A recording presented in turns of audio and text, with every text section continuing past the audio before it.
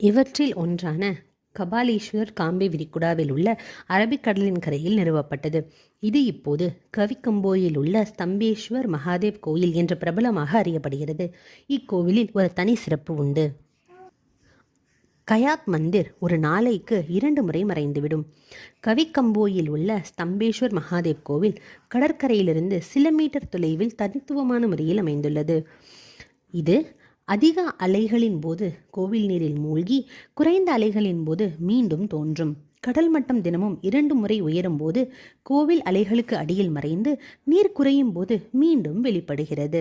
இந்த நிகழ்வின் ஒரு கண்கவர் அம்சம் பக்தர்கள் குறைந்த அலையின் போது சிவலிங்கத்தின் மீது வைக்கும் பூக்கள் அதிக அலையின் போது மேற்பரப்பில் மிதந்து கடல் நீரில் ஒரு வண்ணமயமான காட்சியை உருவாக்குவது ஆகும். இந்த இயற்கை நிகழ்வு புனித சிவலிங்கத்திற்கு இயற்கை அன்னையே ஜல அபிஷேகம் செய்வதாக கருதப்படுகிறது.